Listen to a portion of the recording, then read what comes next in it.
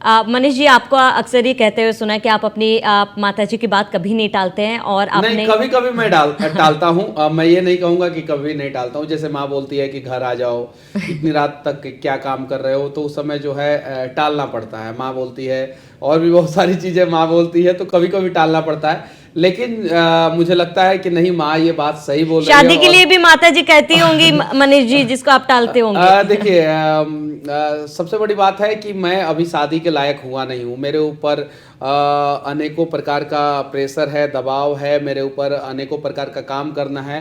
मेरे पास अभी उस प्रकार का समय नहीं है। अगर कोई लड़की जो है अपना पूरा परिवार को छोड़ के जो है मेरे से शादी करती है और मैं उसे समय नहीं दे पाऊंगा, तो वो कहेगी कि मेरे साथ अन्याय हुआ है। तो मैं अभी शादी के लायक नहीं बना हूँ। जिस दिन हो जाऊंगा उस दिन मैं शादी कर लूंगा।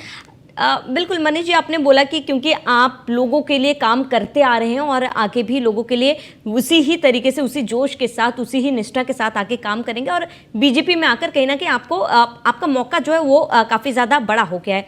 लेकिन क्या कहे कि मनीष कश्यप को बीजेपी का सहारा लेना पड़ा या फिर बीजेपी को मनीष कश्यप का सहारा लेना पड़ा? देखिए, बीजेपी के पास मनीष कश्यप जैसे अनेकों टैलेंटेड लोग हैं, अनेकों, जिनकी संख्या जो है लाखों में नहीं करोड़ों में है। और दुनिया में सबसे ज़्यादा कार्यकर्ता जो है भारतीय जनता पार्टी के पास है। पूरी दुनिया का मैं बात कर रहा हूँ। तो बीजेपी को मनीष कश्यप के सहारा लेने की जरूरत नहीं है। हाँ, लेकिन ये बात सत्य है कि मनीष कश्यप को भारतीय जनता पार्टी की सहारा लेने की ज़रूरत है। अगर मनीष कश्यप कुछ अच्छा काम करना चाहते हैं तो भारतीय जनता पार्टी के साथ जो है वो आसानी से काम कर सकते हैं।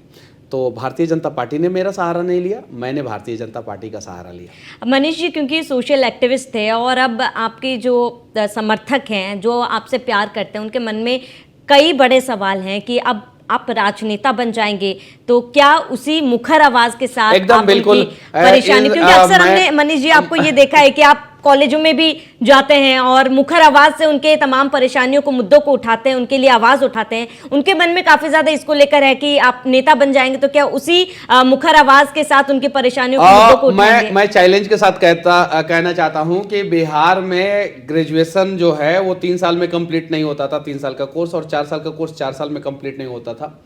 लेकिन जो अब सेशन चल रहा है वो सारा सेशन जो है समय पे चलेगा। उसके लिए जो है अब काम होगा, ये चीजें हैं। और जहां भी गड़बड़ियां मुझे दिखेगी, मैं ये नहीं कह रहा हूं कि पूरे बिहार की गड़बड़ी जो है मुझे दिख जाएगी और मैं उस समस्या का समाधान कर दूंगा।